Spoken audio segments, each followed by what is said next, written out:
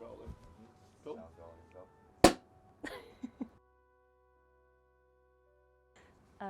So my name is Jasmine Myra and we're playing at Ribble Valley Jazz and Blues Festival in Clitheroe this evening, and this is George Hull who plays drums in my band.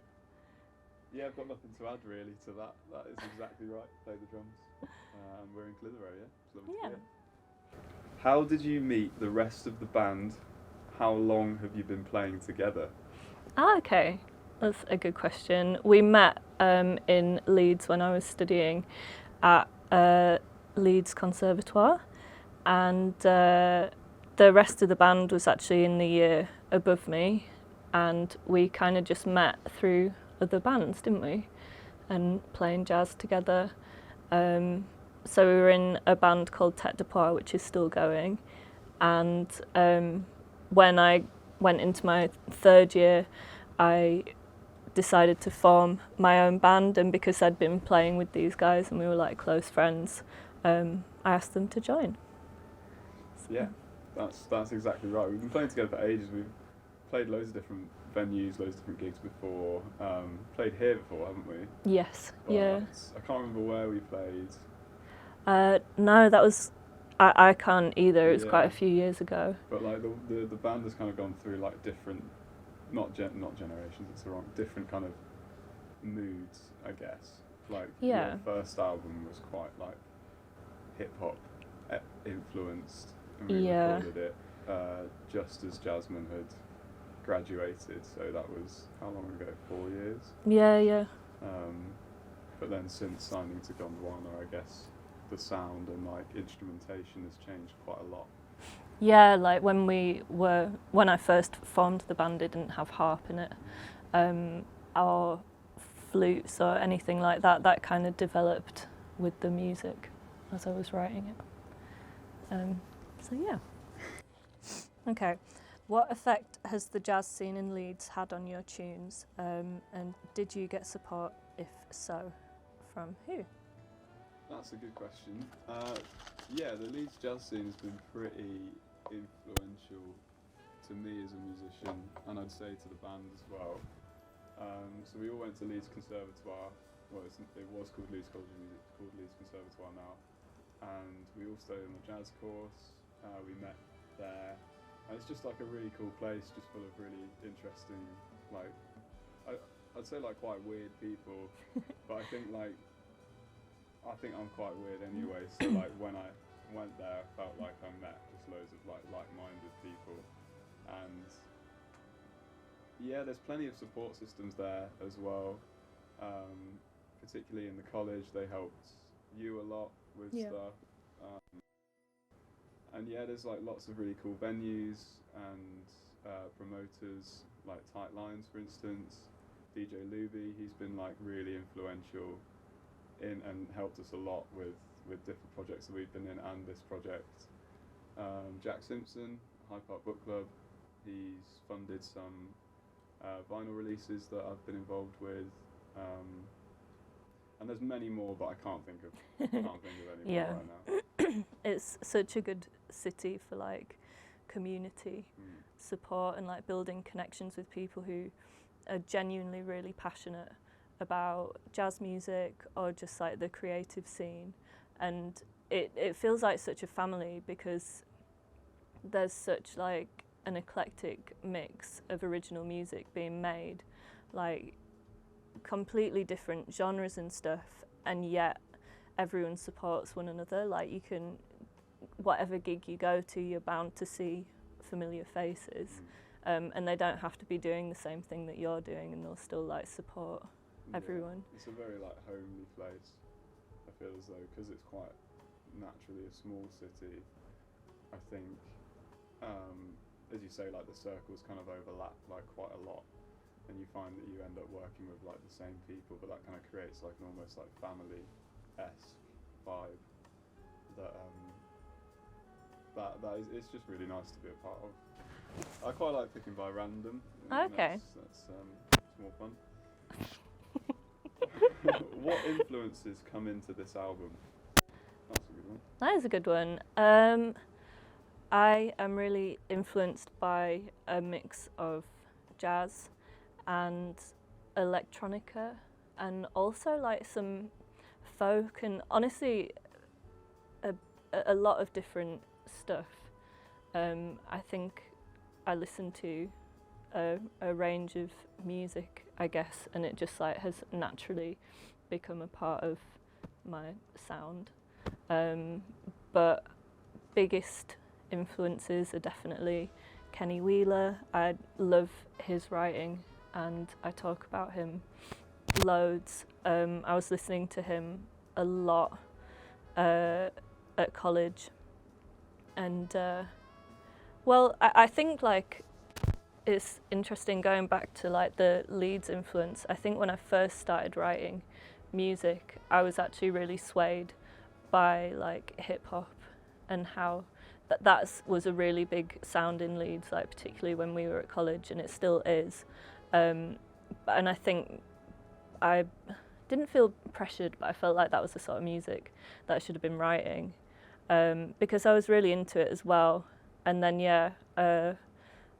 after graduating and working, well, when we just started working with Gondwana, I was kind of thinking about what route I wanted to go down, and just kind of remembered how much I loved Kenny Wheeler and like Sweet Time Sweet. And I played in a big band at Leeds Conservatoire, and we did that album, and I just like fell in love with it. And I kind of, when we went into lockdown, rediscovered that album.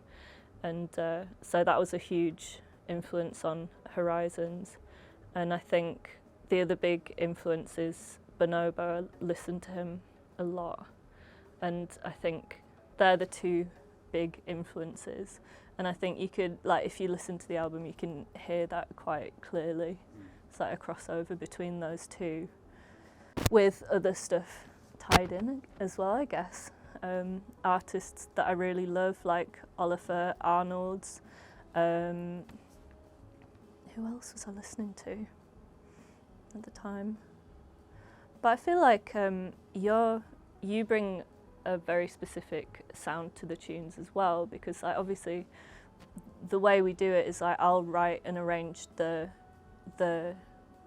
rest of the band, I guess. So I write all the parts and then I'll kind of hand them over to you, and you'll come up with the drums on them.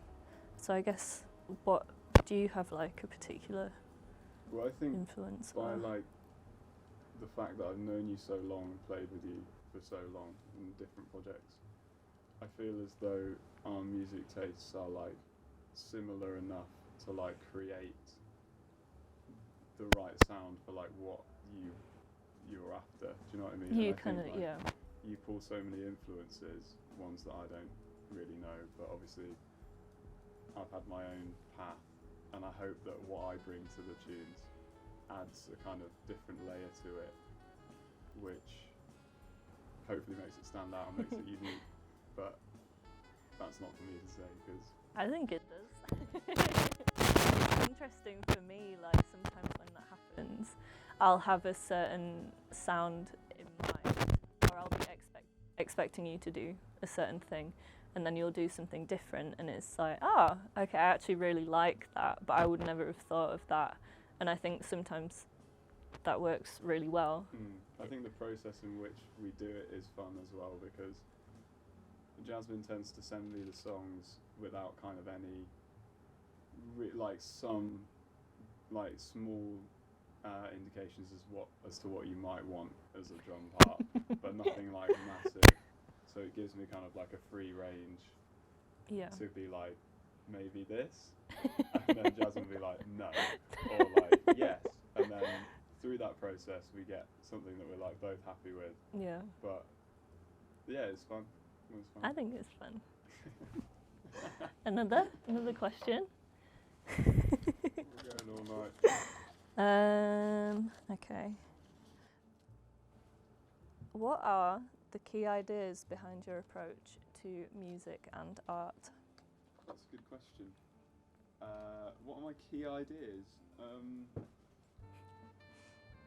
For me personally, okay. So without getting too into it, like my Get into journey, it. well, my journey in music has been like predominantly one instrument until about 2 or 3 years ago. I used to play guitar when I was younger, but kind of gave it up to pursue drums and studied that at uni, and then was like playing for like 2 years, and then lockdown happened, and then I got really into like trying to diversify my skill set and playing like multiple instruments, trying to sing more, and just kind of have like a deeper outlook on music rather than just like one lane, which is what I felt like I was doing. And that has kind of opened my eyes to like more things that I'm actually connecting with. So like production, singing, playing guitar, playing drums, like incorporating all of those things into my approach, and that kind of, it adds like a level of variety that makes music really interesting, and that's kind of what I'm really enjoying at the moment. Was that a good answer? I don't Yeah. know. Okay, cool. I think so. What about you? I think I was similar in that I started off with just like one lane, one instrument, which I really loved. Like I really enjoy playing sax, and it wasn't until uni and this band that I really realised how much I enjoy writing music and kind of being an artist as well as just a musician. And I find that part really rewarding, and I think that is the aspect of like music that I feel I've the most identity with, if you know what I mean. Like writing is like how I express myself more than playing, and I'm sure for a lot of people they get that through playing. But yeah, I think for me I see myself as more of a composer. Doesn't answer the question. No, I think it does. I think both of us are saying, like, because this isn't the same for everyone at all. Like, some people do just do one thing, and like that's completely fair.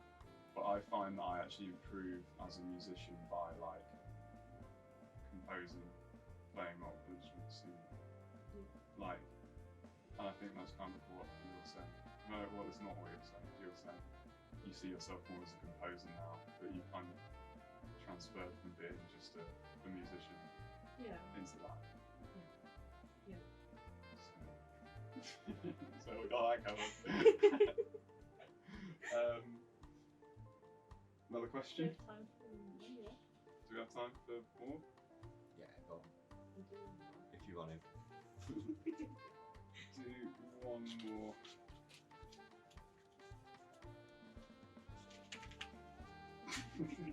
Take. more. Jammed. Oh wow, this is a long one, that's why.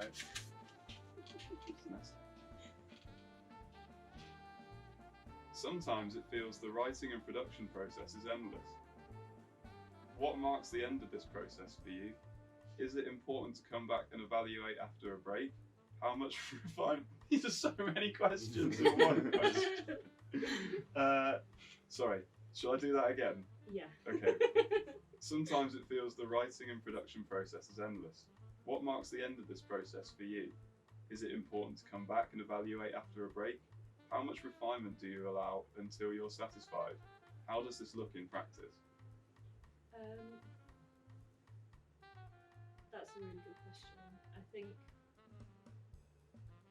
it's really easy to get obsessed over like everything being perfect when you're in the studio, and especially like going back and listening to mixes and stuff and editing.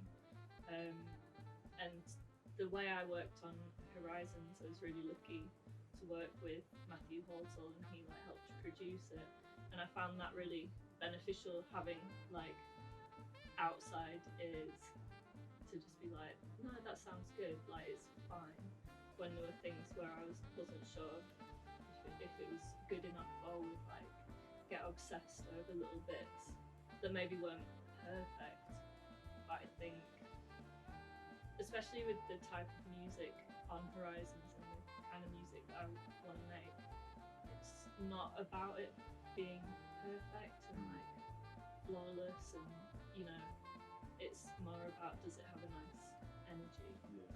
So I think the combination of those two things, like just trying to bear that in mind and working with Matthew, and it was still like we, you know, it took ages to work on it, and having his input as well, and working with Gondwana and actually having deadlines was really useful.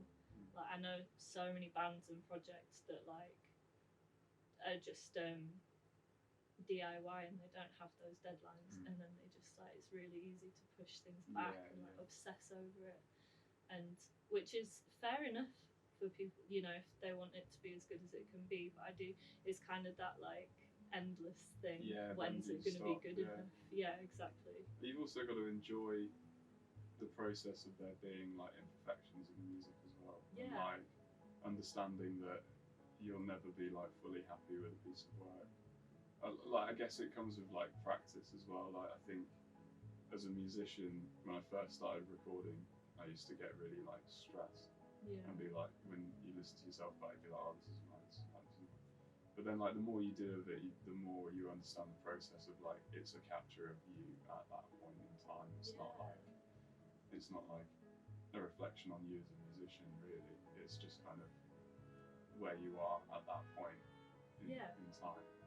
And like the more you get comfortable with that, the better you become, and better you become at being able to sit back and be like, I'm not going to obsess over this. That's just how it is. Yeah. You know? Yeah. And enjoying that, not just. Yeah.